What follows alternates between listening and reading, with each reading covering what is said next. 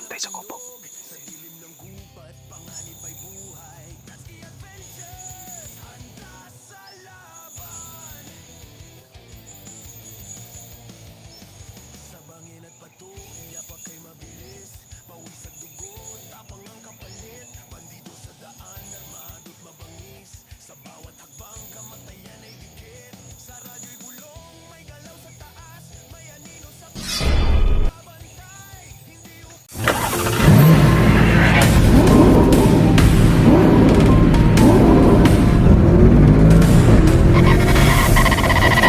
So far away from home.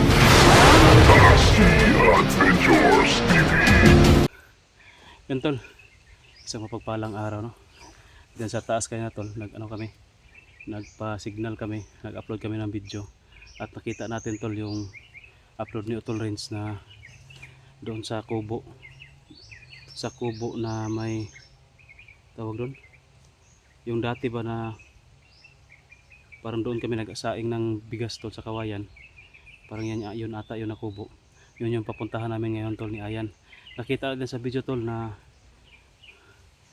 kinargahan na naman si Utol Renz ng orasyon ni Asyong at yung isang commander na nakapula itim na kapa. Nakita natin tol na medyo naano talaga siya sa tira natin na orasyon, yung pangtanggal ng hipotismo. Kung nasigundaan pag ito na ako unta, kung na pangatluhan ko yun ng tira ng orasyon palipad, ano sana yun, mawala na sana yung hipotismo niya. Kasi nakita ko sa video tol parang naano siya, parang naka singgit sa utol ba, parang naano niya tayo, nakilala niya ako. Pero bumalik agad yung ano niya, yung pagka-hypnotize, parang saglit lang ba. Kung nasigundaan pa na ako itong orasyon, okay, siguro makailan na to siya, baka uuwi na yun na mag-isa kung nawala na yung hypnotismo niya. Problema lang kaisa ramon ako na igugod ba ng sniper. At walang ibang update no sa mga kasama natin. Iwan ko kung nangalubat na siguro yung cellphone nila no. Tsaka walang upload. Pati kay Brad Pitt ay kay Bito walang upload. Hindi natin alam tol kung saan na sila banda ngayon. Walang update sa atin. Kaya habang itong kay Utol Renz, ito lang muna yung natin sundan natin kasi ito yung may lead tayo eh. Doon kami papunta tol no? Kaka-upload na namin ng video kanina. At doon kami papunta sa location na iyon para doon tayo magsimula no, maghanap kay Utol Renz. Kasi baka nandun pa siya ngayon sa paligid ng area na iyon. Ang problema lang natin kasi nakita natin sa video tol na palaging daw may kasama si Utol Renz. Kaya pala no, palagi siyang may kasama na nagmamasid sa kanya. Tama yung hinala natin na pangpain lang talaga siya. Yung sinasabi ni, di ba? Yung sinasabi ni Commander Ash yung na ano daw parang may drone niya na nakasunod sa kanya. Oo. Parang may nakasunod daw sa naka-monitor ba? Nakasunod palagi sa kay Utol Renz. Kaya hindi tayo pwede na magkumpiyansa kapag makita natin siya. Dapat aninagin muna natin yung paligid. Kung may nakabantay ba na kalaban, mas mabuti unahin natin yung perimeter ba niya, yung nakabantay sa kanya, bago natin siya lulusubin. Sana tol makita natin yung ibang mga kasama natin para matulungan tayo dito sa sitwasyon namin ngayon na pagkuha kay Utol Renz na sobrang lakas na yung hipotismo niya, sagad na talaga. At yun, nakita natin sa video parang kinargahan na naman ng bagong hipotismo tol si Utol Renz. Bago daw yun no? Yun pa daw yung hipotismo na bagong gawa ni Commander Asyong.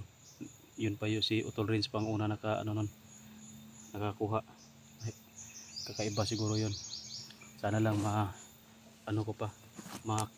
ma-counter ko pa yung hipotismo na nilagay niya.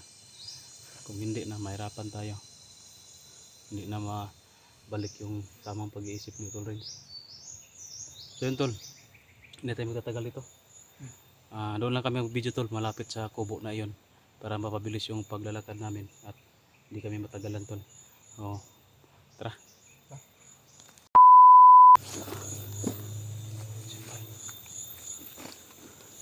Nandito na kami kami sa kopong tol. Tapos may nakita kami na isang bandido dyan sa taas.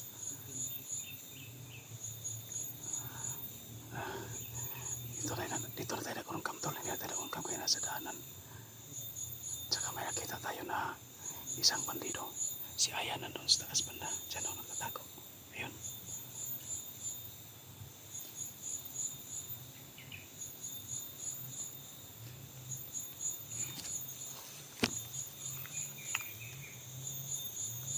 Malapit na kaya yan.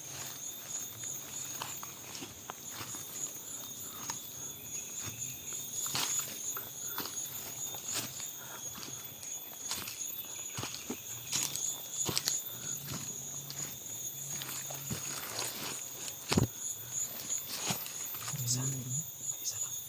May nakita ko isa sa taas. Laban. Baka natin sa tuloy. Wala na tayo. Pero wala akong nasakap na malakas na presensya. Pero baka nakatago na presensya, bawal na tayo kumpensa.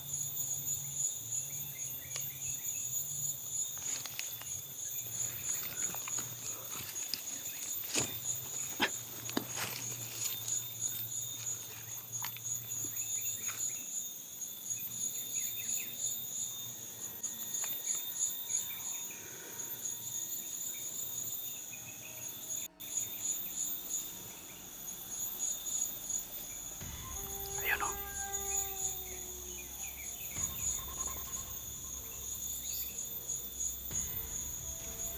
Perimeter siguro na das kubo. Kasi mo na ipapantay sa kubo. Yun tol, yung dati namin na inistambayan na kubo. Iba naman yung naka-istambay, bandido na naman. Hindi na nakatihantanan yung area. Talagang pinapaligiran nila yung buong area dito. Baka nandyan sa utol rin sa tutulog. Diba? Yung kubo na yan tol.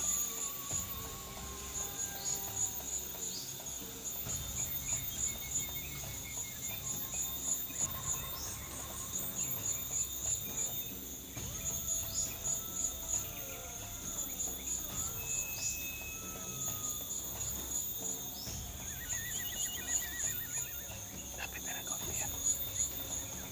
Huwag doon, saan tayo? Sama tayo.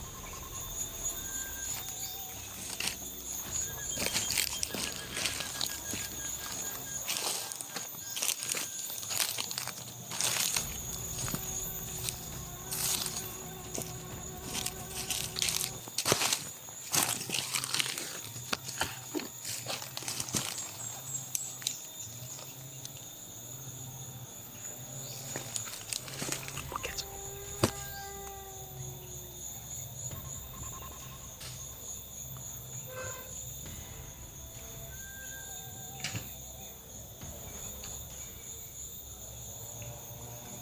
Wala akong nasakap na ibang presensya dito.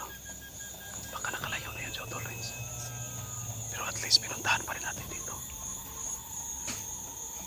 Para ma-confirm natin na dito siya galing ba. Para kumakain, no?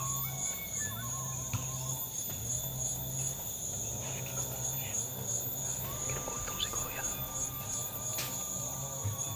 Tignan na natin yan. Kakapangin ko, ha?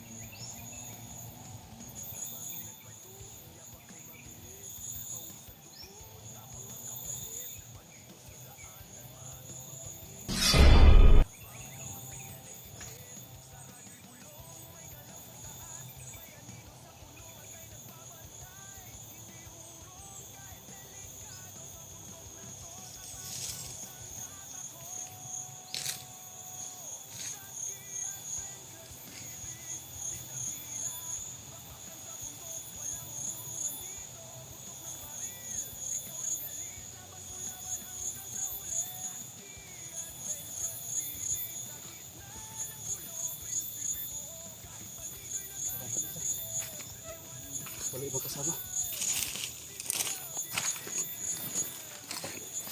May ibang kasama tol. Siya lang mag-isa.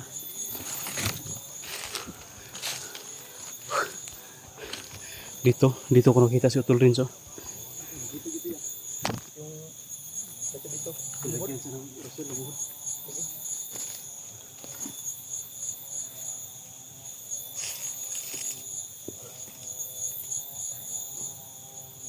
Para yung bangkay dyan lang yan.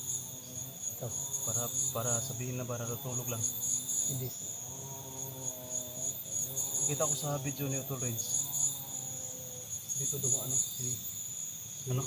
Commander Asyong. Commander Asyong at saka yung isang commander yung nakakapa na pula itim. Tsaka si Utol Renz parang dito banda sa baba. Sayang, hindi natin nabutan ba? Ang mas maganda nito. Huwag tayo doon sa dalawang commander. Kirin. Mahirapan man tayo doon. Lagi. Doon tayo sa kung saan dumaan si Utol Renz, doon tayo dadaan. Tingnan mo tayo saglit. Parang napapagod ako eh. Hanggang maayo yung lakad namin. Pagpunta lang dito.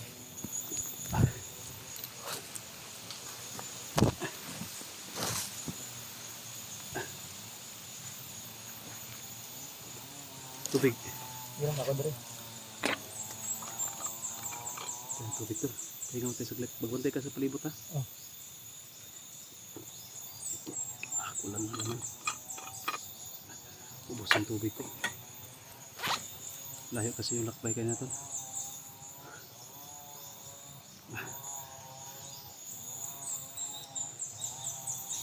Ano kaya mas maganda nito kung diretso tayo sa kampo? Yung kampo ito na binahaga natin sa atin. Oh. Yung doon kanila, doon ako dinala. Yung si Bito ba? Si Bito at saka si Utol Renz doon dinala ba? Diretso kaya tayo doon. Kung lima lang, baka paano tayo makapasok doon? Baka sobrang dami ng kalaban doon. Ma-corner pa tayo. Kasi sure ko, marag mo siguro dito ginahimo nila nga. Kami na ako, marag mo ginahimo nila nga kuan ba? Nila ang postinganan. No? Yung paminaw ko, marag dito, may dito nga. Nagatambay siguro po si Madrasyon. Kung lima nga to, kaya dalawa lang tayo. Lagi. Maganda sana kung marami tayo para pumpirsa tayo na lulusog doon ba. Pero wag na lang siguro para tayo nag-suicide kung doon tayo papunta. Para tayo pumasok sa ano, butas ng karayom doon. Yung susundan lang natin si Utol Renz lang para mailigtas natin si Utol Renz. Baka pagsunod natin sa kanya. Basta alam na natin na may backup talaga yan siya. Hindi tayo magkumpiyansa. Basta kung saan, kung makikita natin siya, huwag tayo magkumpiyansa. May backup talaga yan. Kung hindi commander, tauhan ni Asyong.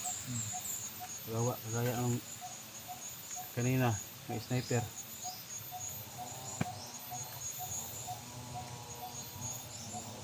Ano, parang may nagsisinso doon sa bilang bundok. Yan siguro yung mga sinabi ni Commander Dennis na may kuhan sila. Nag-operasyon o pangbalay ba? Panggawa ng kampo, kubo. You know? So yun tol. Wala kami naabutan dito. May naabutan pero kami po yan, no? Yung isang bandido lang na nakabantay dito. Gwardiya ata yan dito tol. So nadali na natin. Binalian ko na yan ng liig. Tsaka dyan lang yan. Ang hirap na magbuhat yan. Nakakapagod na. Parang natutulog yun lang yan dyan.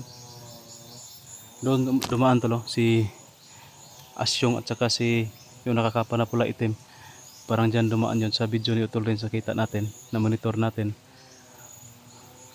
Parang pangpang ata yan dyan. Paano sila tumalon siguro sila dyan? O baka may daanan dyan. Wag tayo dyan. Doon tayo sa ito sa kabilang bundok siguro. Pagkanya anak ko dire nga paanak dito. Wag na po to, pabantang na po to ba? Dito na po doon, no? Makangita na po Parang- sa saralan ba? Babalik na naman yun doon sa nadalian natin sa kanya. Lagi. Tapos mag-cluster na po dito, pabantang na po. Kaya akala niya nandoon pa tayo. So yun tol. Tara, dito tayo dito. Alis muna kami dito tol kasi wala kaming nadatan. At hanap na namin, no, yung mga bakas dito tol Renz. Saka sinusundan natin tol, monitor natin yung mga video niya. O, maraming salamat po, no, sa nagbigay po ng load. panood kami sa mga video nila ni Utol Rins. Mabuti pa si Utol Rins, palagi may upload yung channel niya. Saan kayo nagcha-charge ng cellphone? Ang problema ron. Sino kaya nagpapaload nun? Dinapad ko na ilay ng mga solar ko siguro dito mga ka-charge. Solar, no? Solar na ba? Mapapindudan ako. Baka may solar yan sila tol, doon sila nagcha-charge ng cellphone. Tapos yung load lang. Wala lang. Sino yung nagbibigay ng load? Huwag kayo magbigay ng load tol, ha? Pero mas maganda siguro may load, no? Para maka-upload siya ba? Ma-monitor natin.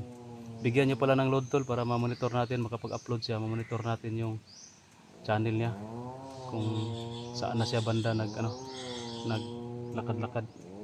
Tara. Tol, paki-share na po ng video tol. Maraming salamat po sa inyong panood. Ingat kayo lahat tol, God bless.